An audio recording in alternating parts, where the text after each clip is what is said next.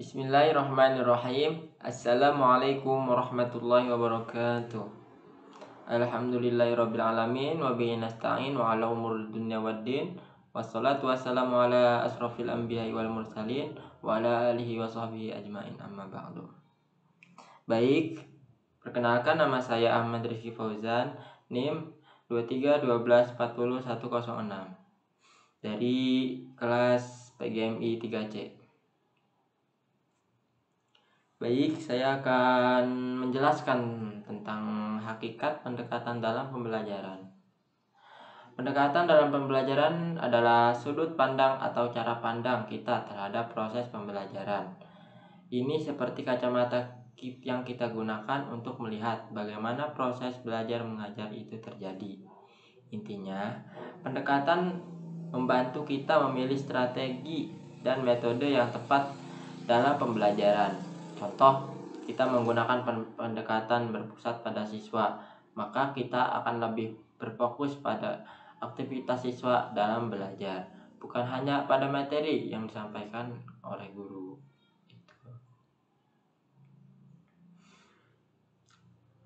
Kenapa pendekatan itu penting? Ya karena untuk membantu memilih metode pendekatan akan mengarahkan kita pada metode yang sesuai dengan tujuan pembelajaran itu tersebut. Jadi, dengan pendekatan yang tepat, siswa akan lebih mudah memahami materi dan mencapai tujuan pembelajaran. Kemudian, menyesuaikan pembelajaran dengan karakteristik siswa. Setiap siswa berbeda, pendekatan yang tepat akan mengakomodasi perbedaan ini. Ingat, pendekatan bukan hanya satu-satunya faktor yang menentukan keberhasilan pembelajaran. Metode, media, dan evaluasi juga sangat penting. Tujuan dari hakikat pembelajarannya adalah hakikat dalam pembelajaran memiliki tujuan utama untuk memaksimalkan proses belajar mengajar. Dengan memilih pendekatan yang tepat, diharapkan dapat meningkatkan efektivitas belajar, yaitu siswa lebih mudah memahami materi dan menyampaikan tujuan pembelajaran yang telah diterapkan. Selanjutnya, menyesuaikan proses pembelajaran, yaitu pendekatan membantu guru menyesuaikan metode pembelajaran dengan karakteristik siswa dan materi pembelajaran. Kemudian, menciptakan lingkungan belajar yang kondusif. Pendekatan yang tepat dapat menciptakan suasana belajar yang menyenangkan, interaktif, dan motivasi siswa. Terus memperkaya pengalaman belajar, yaitu siswa dapat terlibat aktif dalam proses pembelajaran dan memperoleh pengalaman belajar yang bermakna. Terus mengembangkan kemampuan berpikir kritis dan kreatif, yaitu beberapa pendekatan mendorong siswa untuk berpikir secara kritis dan menganalisis informasi dan juga mengembangkan solusi kreatif. Singkatnya, tujuan utama pendekatan dalam pembelajaran adalah untuk membuat proses belajar mengajar lebih efektif, efisien, dan menyenangkan. Kemudian ada fungsi. Fungsinya itu tentu mari kita bahas fungsi hakikat pendekatan dalam pembelajaran, ya. Fungsi hakikat pendekatan dalam pembelajaran adalah pendekatan dalam pembelajaran memiliki peran yang sangat krusial dalam menentukan keberhasilan proses belajar mengajar. Secara garis besar, fungsi pendekatan adalah sebagai berikut. Yang pertama, peta jalan pembelajaran, yaitu pendekatan berfungsi sebagai peta jalan yang memberikan arah dan tujuan yang jelas dalam proses pembelajaran. Dengan pendekatan yang tepat, guru dapat merancang kegiatan belajar yang berstruktur dan relevan dengan tujuan pembelajaran. Yang kedua, memilih metode yang tepat, yaitu pendekatan membantu guru memilih metode pembelajaran yang paling sesuai dengan materi pembelajaran, karakteristik siswa, dan tujuan pembelajaran yang ingin disampaikan. Yang ketiga, menciptakan lingkungan belajar yang kondusif. Pendekatan yang tepat dapat menciptakan lingkungan belajar yang menyenangkan, interaktif, dan memotivasi siswa untuk aktif terlibat dalam proses pembelajaran. Yang keempat, pembelajaran keterampilan siswa. Pendekatan tertentu dapat lebih efektif dalam pengembangan keterampilan tertentu pada siswa, seperti keterampilan berpikir kritis, komunikasi, kolaborasi, dan kreativitas.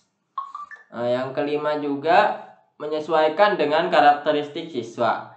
Pendekatan yang fleksibel memungkinkan guru untuk menyesuaikan proses pembelajaran dengan kebutuhan dan gaya masing-masing siswa. Yang keenam, evaluasi pembelajaran, yaitu pendekatan juga memberikan kerangka kerja untuk melakukan evaluasi terhadap hasil pembelajaran. Guru dapat memilih instrumen evaluasi yang sesuai dengan pendekatan yang digunakan. Contoh fungsi pendekatan dalam praktik. Pendekatan saintifik memungkinkan siswa untuk belajar melalui proses mengamati, menanya, mengumpulkan informasi, mengolah informasi, dan menyajikan. Kemudian ada pendekatan konstruktivisme. Mendorong siswa untuk membangun pengetahuan sendiri melalui pengalaman dan interaksi dengan lingkungan. Kemudian ada juga pendekatan problem based learning, membantu siswa belajar dengan cara memecahkan masalah yang relevan dalam kehidupan nyata.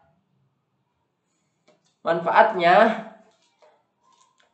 dari hakikat pendekatan dalam pembelajaran adalah pendekatan dalam pembelajaran memiliki peran yang sangat krusial dalam meningkatkan proses belajar mengajar. Berikut adalah beberapa manfaat yang dapat diperoleh dengan memilih dan menerapkan pendekatan yang tepat. Yaitu ada meningkatkan motivasi belajar siswa.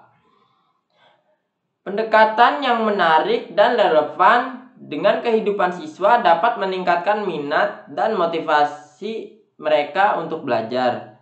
Kemudian ada memperdalam pemahaman konsep. Pendekatan yang tepat dapat membantu siswa membangun pemahaman yang lebih mendalam terhadap konsep yang sedang dipelajari. Kemudian ada juga mengembangkan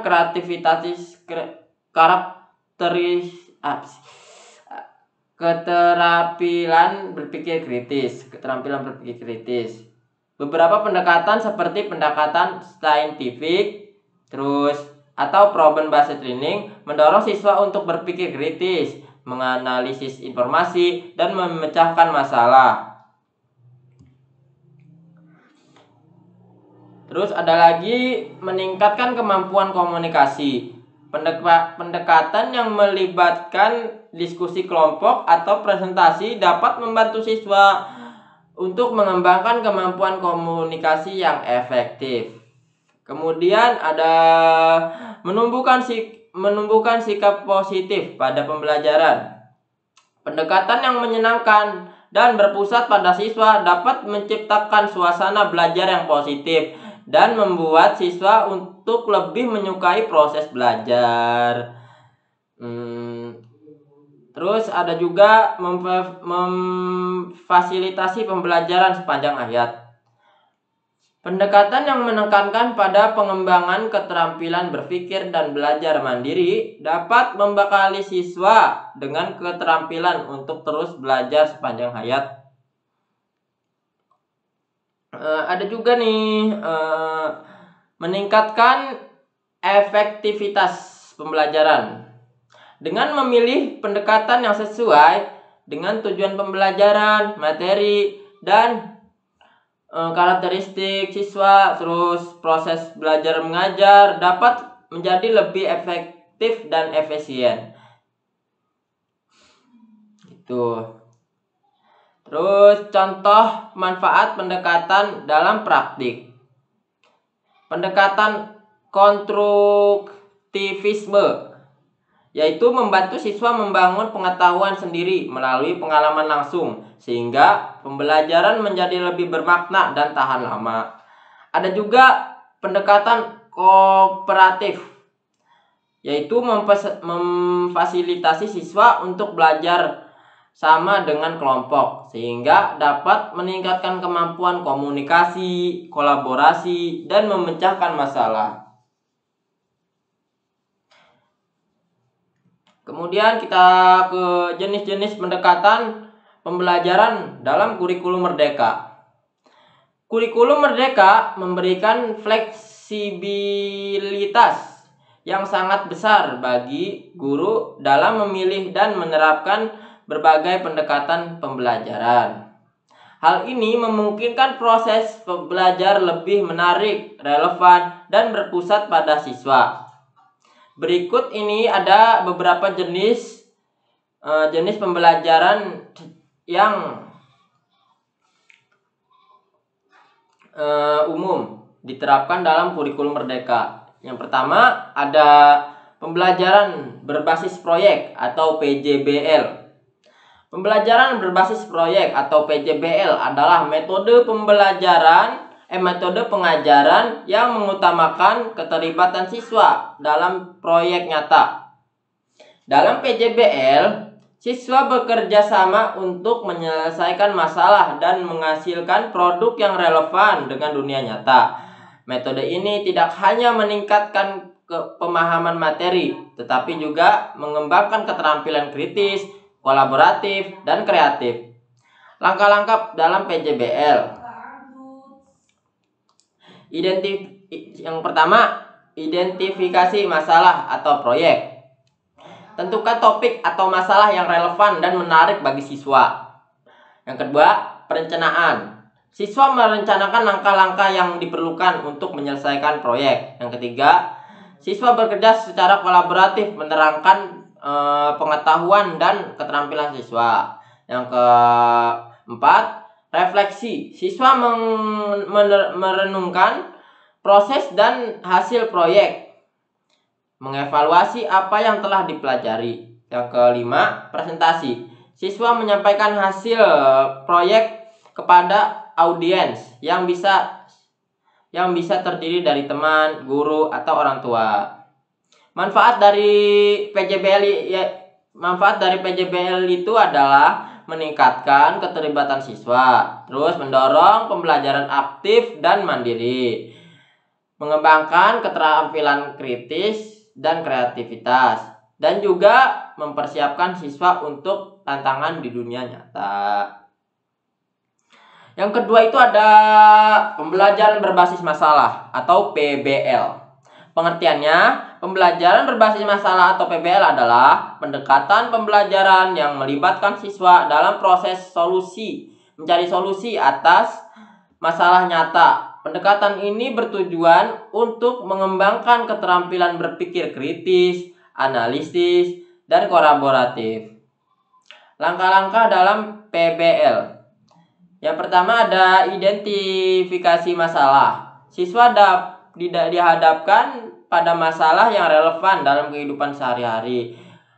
Kemudian ada penelitian. Siswa melakukan penelitian untuk memahami masalah dan konteksnya itu tersebut. Yang ketiga ada analisis. Siswa menganalisis informasi yang diperoleh untuk mencari berbagai solusi. Yang keempat ada siswa berdiskusi dalam kelompok untuk membahas solusi yang mungkin dan mengevaluasi kelebihan serta kekurangannya masing-masing. Yang kelima ada solusi. Siswa merumuskan solusi dan menyusun rencana tindakan untuk implementasi. Yang keenam, refleksi. Setelah menerapkan solusi, siswa merenungkan proses dan hasil yang dicapai. Dari semua tersebut ada manfaatnya. Manfaat PBL yaitu meningkatkan kemampuan berpikir kritis dan analitis. Kemudian memfasilitasi pembelajaran aktif dan mandiri. Terus mendorong kolaborasi antar siswa, menghubungkan pembelajaran dengan dunia nyata. Contoh PBL mencari solusi untuk masalah lingkungan seperti pengelolaan sampah di sekolah, di mana siswa merancang program pengurangan sampah atau kampanye kesadaran lingkungan. PBL tidak hanya memperkaya pengalaman belajar siswa, tetapi juga mempersiapkan mereka untuk menghadapi tantangan dalam kehidupan nyata. Kemudian yang ketiga ada pembelajaran berdiferensiasi, yaitu menyesuaikan pembelajaran sesuai dengan kebutuhan dan gaya belajar masing-masing siswa. Manfaatnya memastikan semua siswa dapat mencapai potensi maksimalnya. Contoh dari pembelajaran berdiferensiasi adalah memberikan tugas terhadap yang berbeda-beda tingkat kesulitannya. Jadi si siswa itu diberi tugas oleh gurunya beda-beda sesuai dengan tingkat kesulitannya, bertahap. Kemudian ada pembelajaran berbasis inquiry. Siswa secara aktif mencari atas pertanyaan mereka sendiri. Manfaatnya mengembangkan rasa ingin tahu dan kemampuan berpikir mandiri. Contoh, melakukan eksperimen sederhana untuk membuktikan sebuah teori. Kemudian ada pembelajaran sosial dan emosial.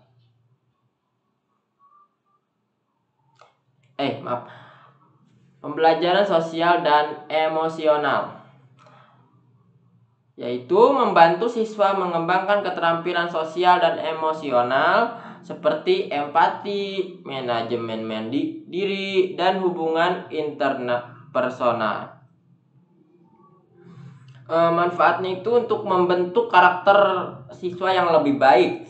Contohnya seperti kegiatan diskusi kelompok, role playing, dan meditasi. Yang keenam, ada pembelajaran kontekstual. Kontekstual yaitu menghubungkan materi pembelajaran dengan kehidupan nyata pada siswa. Manfaatnya itu untuk memudahkan siswa memahami konsep yang sulit. Kemudian ada contohnya itu mempelajari matematika melalui permainan atau simulasi. Jadi murid itu diajarin gimana melalui permainan gitu atau simulasi gitu, agar siswa itu tidak kesulitan dalam pembelajaran, terbantulah siswa gitu. Kemudian ada pembelajaran campuran, menggabungkan berbagai pendekatan pembelajaran dalam satu kegiatan. Manfaatnya adalah memberikan variasi pembelajaran yang menarik. Contohnya menggabungkan PJBL dan PBL dalam satu proyek. Yang terakhir pembelajaran berbasis kompetensi, yaitu berfokus pada pengembangan kompetensi siswa yang terukur. Manfaatnya memastikan siswa memiliki kemampuan yang dibutuhkan untuk masa depan. Contoh, penilaian berbasis portofolio atau proyek. Pentingnya untuk diingat ya, tidak ada satu pendekatan pembelajaran yang lebih baik. Pemilihan pendekatan pembelajaran harus disesuaikan dengan tujuan pembelajaran, karakteristik siswa, dan materi pelajaran. Guru berperan penting dalam menciptakan lingkungan belajar yang kondusif untuk penerapan berbagai pendekatan pembelajaran. Kesimpulannya adalah pendekatan dalam pembelajaran memiliki peran yang sangat penting dalam menciptakan proses belajar mengajar yang efektif dan menyenangkan dengan memahami hakikat, tujuan, fungsi, terus manfaat pendekatan. Guru dapat merancang pembelajaran yang sesuai dengan karakteristik siswa dan tujuan pendidikan. Kurikulum Merdeka menawarkan fleksibilitas dalam menerapkan berbagai jenis pendekatan seperti pembelajaran berbasis proyek, terus pembelajaran berbasis masalah, ada lagi pembelajaran berdiferensiasi. Setiap pendekatan memiliki kelebihan dan cara kerja yang unik, memungkinkan siswa terlibat aktif dan mengembangkan keterampilan yang diperlukan untuk kehidupan nyata. Penting untuk diingat bahwa tidak ada satu pendekatan yang paling baik.